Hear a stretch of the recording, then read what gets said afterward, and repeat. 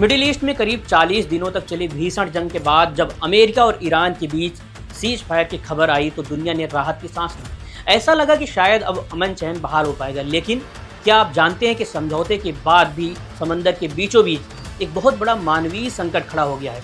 खबर यह है कि हॉर्मुज स्ट्रेट में इस वक्त करीब 2000 मालवाहक जहाज फंसे हुए हैं और इन जहाज़ों पर मौजूद 20,000 से ज़्यादा नाविकों की ज़िंदगी इस वक्त अधर में लटकी हुई है।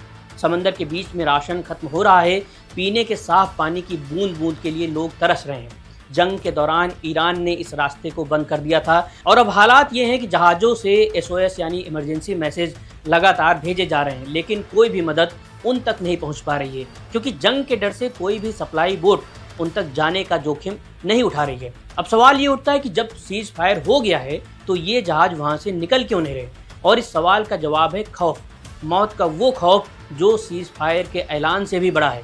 हॉर्मुज स्ट्रेट इस वक्त दुनिया के सबसे खतरनाक डेथ जोन में तब्दील हो चुका है।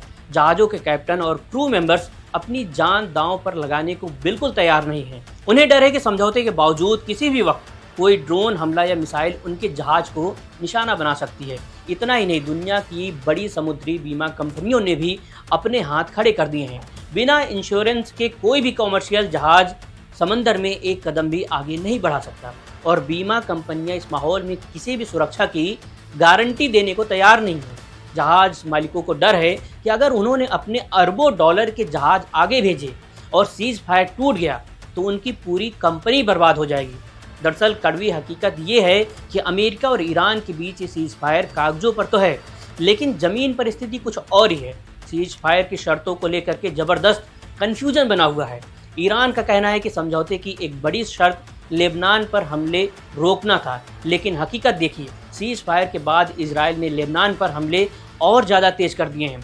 अमेरिका और इजराइल कह रहे हैं कि लेबनान का मुद्दा इस समझौते का हिस्सा नहीं था।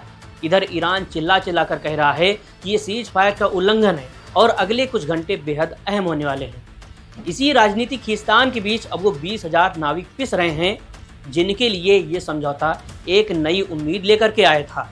फिलहाल अब सबकी नज़रें इस्लामाबाद शांति वार्ता पर टिकी हुई हैं, जहां अमेरिका के उपराष्ट्रपति JD वेंस खुद मौजूद रहेंगे। उम्मीद की जा रही है कि वहां कुछ ठोस समाधान निकलेगा, लेकिन एक्सपर्ट्स का मानना है कि अगर बातचीत सफल भी रही तो भी हॉर्मुज का ये संकट रातों रात खत्म नहीं होगा। वहां जहाज़ों का इतना बड़ा ट्रैफिक जाम लग चुका है कि उसे क्लियर होने में महीनों का समय लगेगा।